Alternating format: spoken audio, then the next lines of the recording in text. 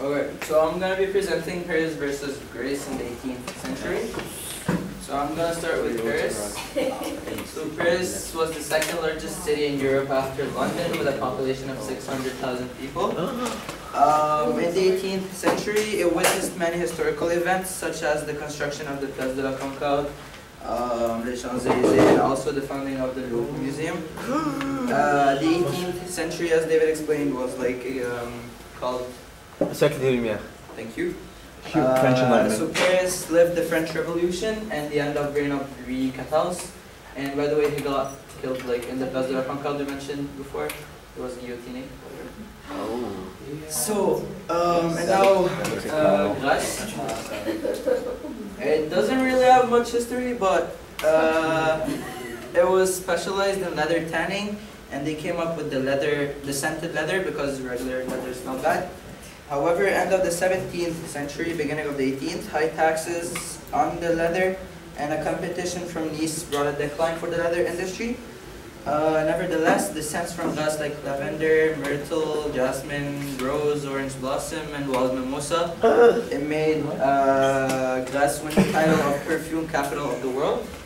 Are you serious? So flowers there had to be hand-picked at dawn when their scent is most developed and immediately treated by cold enfleurage. And we saw this technique with Isabel and in the book. So yeah.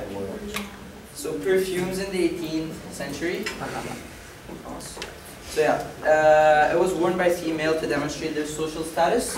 And when you buy a perfume, when people used to buy perfumes in the 18th century, the sets of perfumes, like you could find stuff that you don't associate with perfumers today, such as soap for the body, powders and pomades for the hair, toothbrushes and toothpaste. Perfumes were also used for medical purposes. So it prevented and cured plague. And when the plague ended in Europe, they used it to prevent spasms and praying lethargy. Proofs that there are things that prove that perfumes were used for medical purposes, such as in 1770, there's a physician, Pierre Lalouette, that invents a machine that uses perfumes to treat venereal diseases. What the hell is that? Yeah. VD. Anyways, and there's a book called Pharmacopoeia by Taina in 1706 that claimed that a scent called the Royal Essence prevented fainting fits. So, such books indicate how the use of perfume changed. In the early 1700s, the emphasis was still on scenting waters, gloves, and homes. By the second half of the 1700s, however, the emphasis switched from perfuming things to perfuming the body. Why?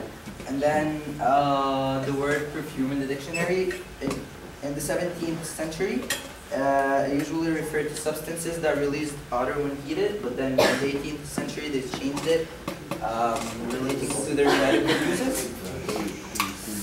So yeah, and now perfumes in the 18th century, they were usually sold in Paris, but they were in Paris and London, which are the two big capitals of Europe. And then, but they were made in Grasse. In France, perfumery started in Grasse in the 17th century. It had the most important flowers, and the people there knew how the perfumery techniques, how to distillate a scent from a flower, what time is the odor has its most intensity, etc. And then, so Paris, we can say that Paris and Grasse are complete opposites when it comes to perfumery and history of it. So Paris has a lot of historical events and a lot of constructions and buildings that prove the presence of its history.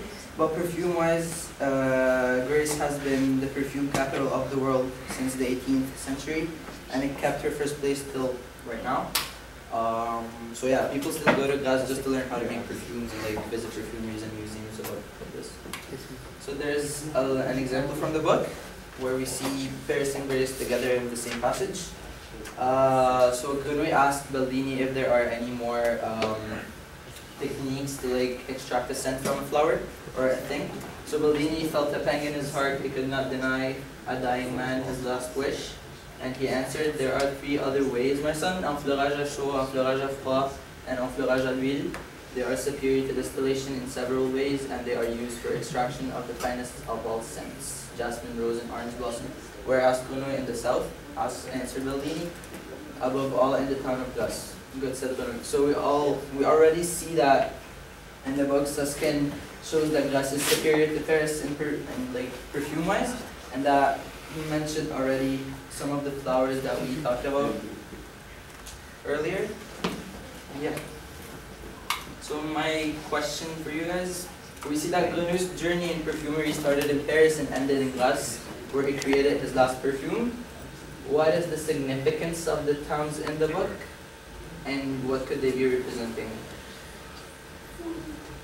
Whoa. That's the first question.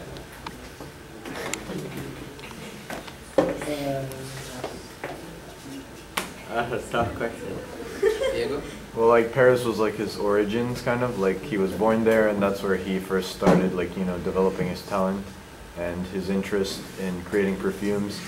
And then Grasse was sort of like once Baldini set him free, let's say, that's where he was finally able to, you know, be sort of like a bit more free in terms of experimenting and developing as much as possible his perfume talent. Yo. I feel like it's a little bit ironic because like in Grasse, if you think about Grasse versus Paris, you'd say that Paris the people are like noble and things like that compared to Grasse. But in Grenouille's situation, it's the opposite. Where he starts with nothing in Paris, and once he gets to Grasse, he has so much more power, and he starts like he's kind of respected in the perfume world and things like that. So like he is gaining power where you wouldn't think he would. Like the opposite of what society would say.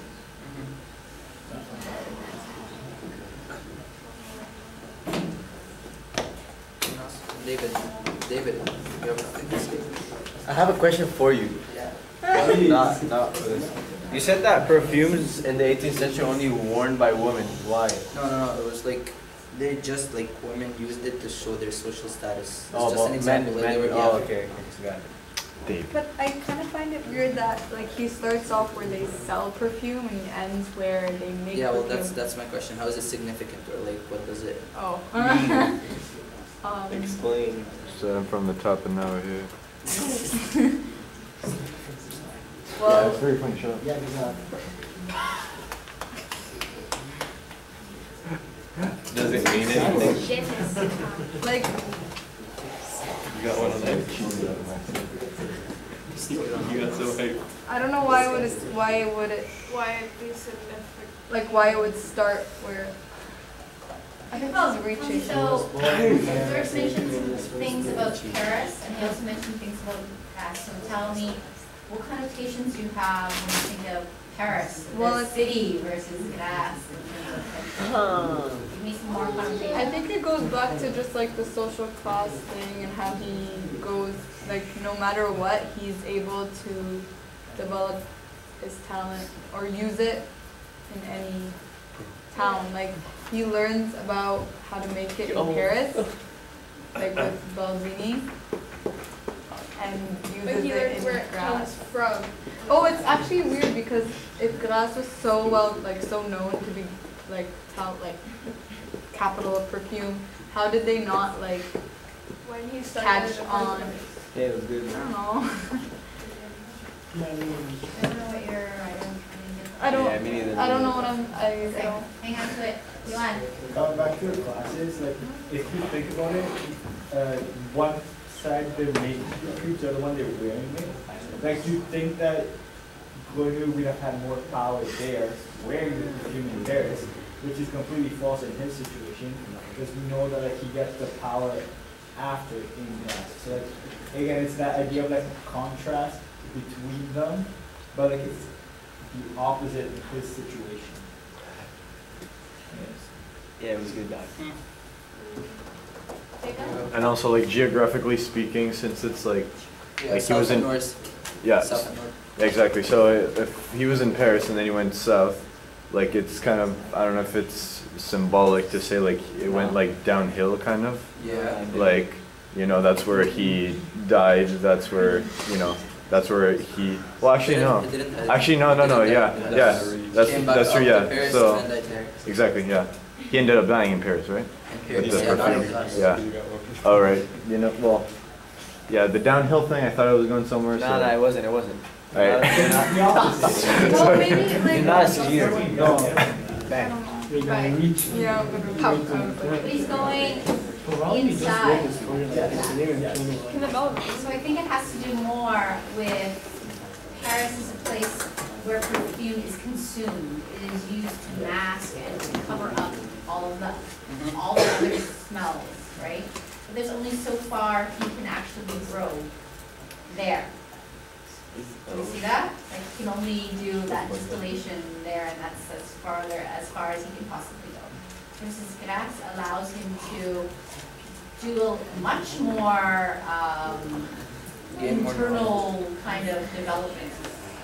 And he goes, and perhaps it's for maybe symbolic on like returning to or going to the roots and origins of perfume and getting to the source. Yes. Yeah, like I think like Paris is more like the place where he gathers all like the knowledge Yes. and everything, and Grasse is where he goes and like practices it. Like, No, I feel like he gains more knowledge in Grasse than Paris, because no, but in Paris he has all the smells because Paris is such a big city that he can smell so much and memorize. true. So you're saying that he He got all his baggage in Paris and just he learned how the scents or like how he learned the scents in scents smell Paris. like, and then he learned the techniques. That's how to use them. Yeah, that makes sense. You could say that by being around where it was sold, he understood what people like, and he used that knowledge to make Yeah, people true. like him, because he made the perfumes.